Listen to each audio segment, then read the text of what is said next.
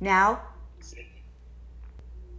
Yeah, it's kind of behind you. Really? Okay. Let me. How about It's like your voice. now? I hear the voice within your. There's a delay. Yeah. Okay. Yeah, that's probably me. I've been delayed many times. It's the internet, you know. Okay, so I'm gonna put this up for people to get to know you. Hey, Facebook, looky who we got today. From Judgment Day, Terminator 2, comedy clubs around the world. Mark Christopher Lawrence! Woo! What you got to say, Mark?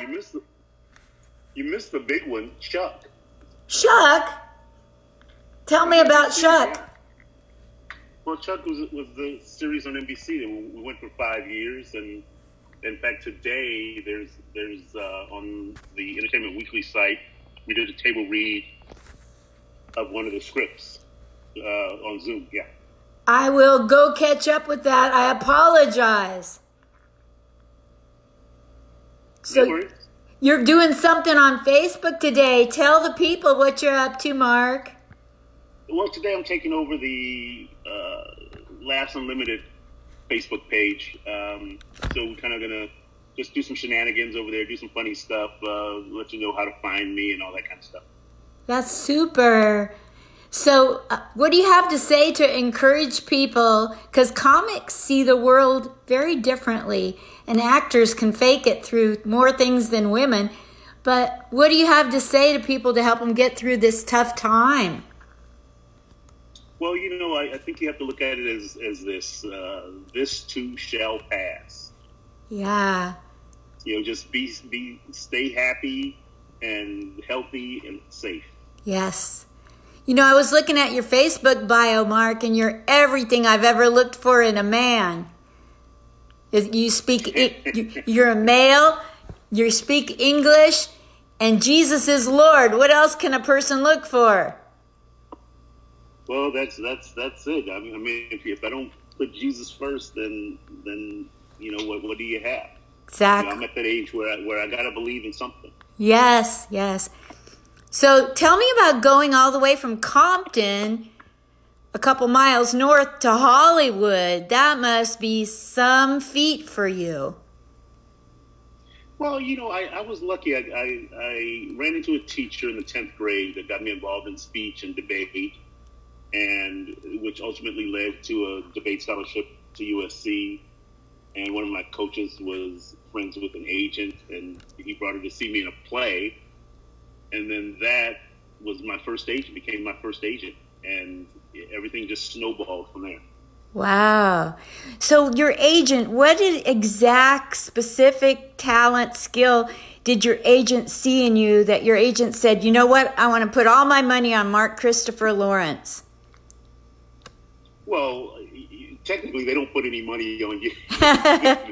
they find you a gig and take 10% of it.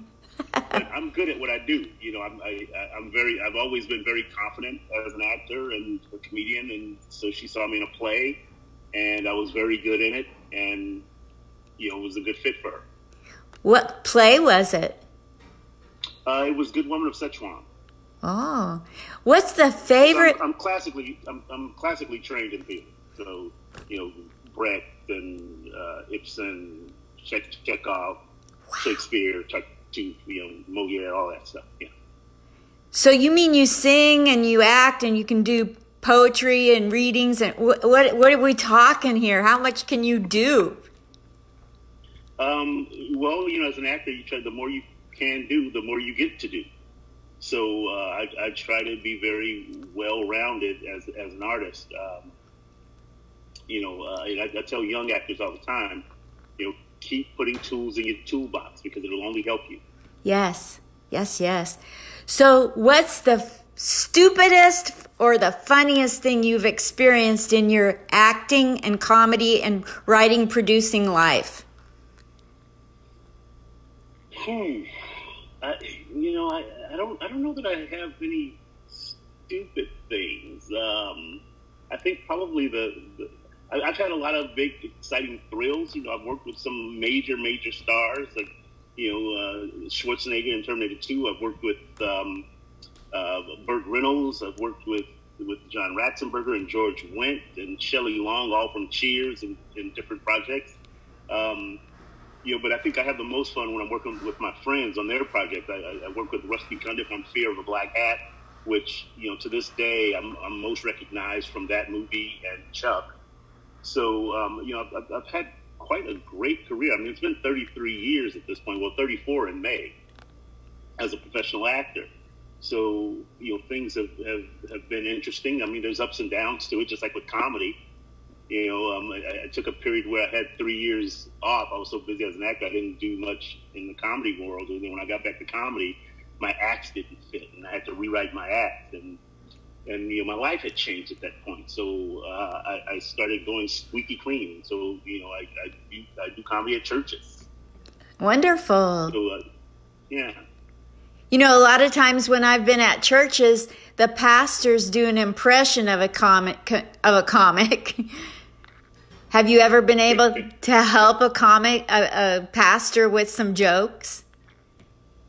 No.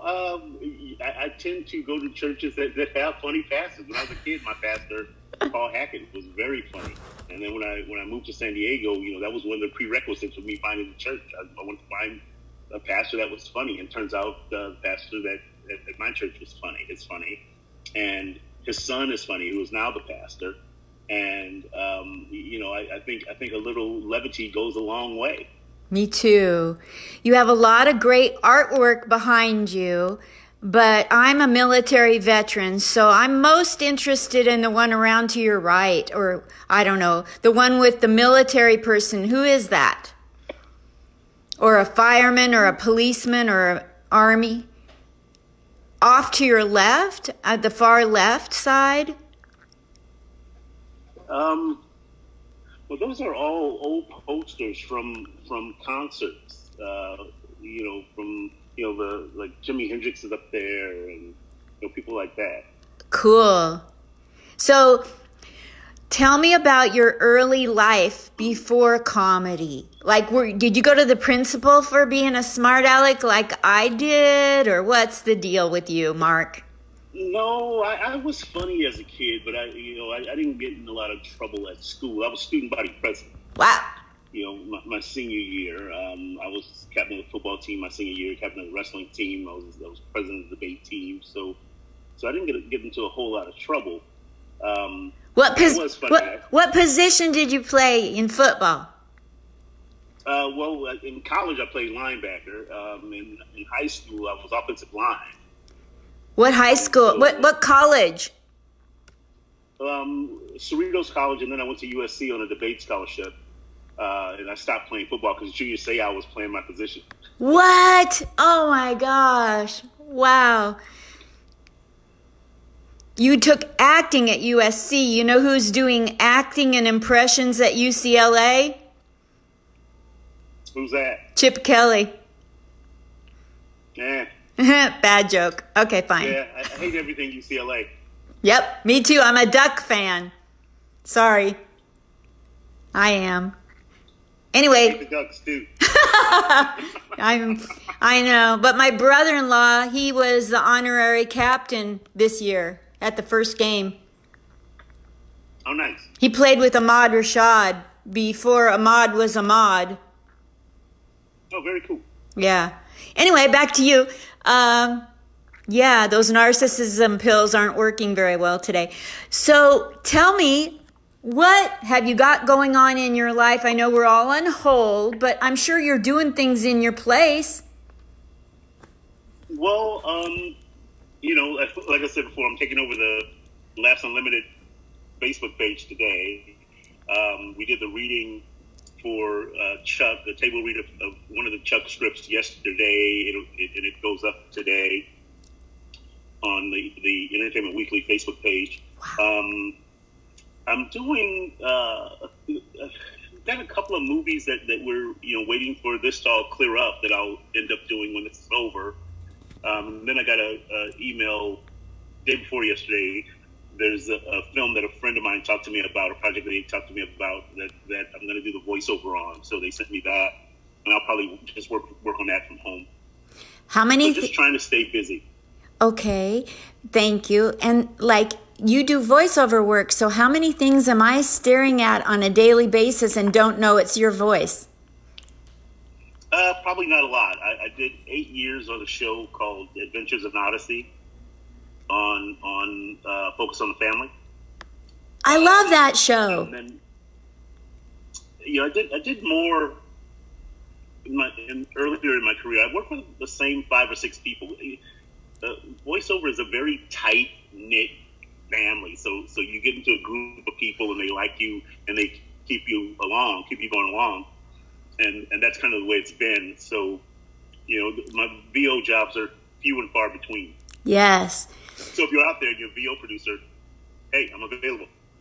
One thing I noticed in closing, because I'm sure you have other things you want to do, but my main question as I close is, I've noticed with this Corona shutdown that it's hit the top echelon of the comics and artists much harder than those that are at open mics and doing little guest spots. So financially, are you accepting Cash App, PayPal, Venmos? If somebody wants to send me money, by all means, send me money. I think the way I look at this thing is that, when it's over, there's going to be a lot of collateral damage. There's going to be a lot of small businesses that are going to fail. Right now there's a lot of comics that are struggling. So every little bit helps. I think the best way for people to help me, I think, would be to go to my website, find my Dry Bar link, or either go to my Instagram and find my Dry Bar Comedy link and watch that and send me a tip or something, or and just share that video to people because I get paid when people watch it. So that's probably the best way to help me. But if you want to just send me a donation, send me a donation. I'll take it. Cash App, Venmo, all that. I'm easy to find. So just use your name and we'll find you on them. Yeah. You got it. Is there anything you want to say as you're signing off about hanging in there and this too shall pass, or any funny joke or a bit or anything? Well, I think I just want to encourage people to be kind to each other. Reach out and call somebody that you haven't talked to in a long time. Call people that you think may be struggling and see if they need anything. I think that's a good way to keep connected and to spread love. Thank you, Mark. You guys, Mark Christopher Lawrence, thank you so very much for your time. I love you. Thank you. Thank you. Love to you as well. Love you. Bye. Bye-bye. Bye, Mark. No worries. So you did that live on Facebook? I did. I'm putting it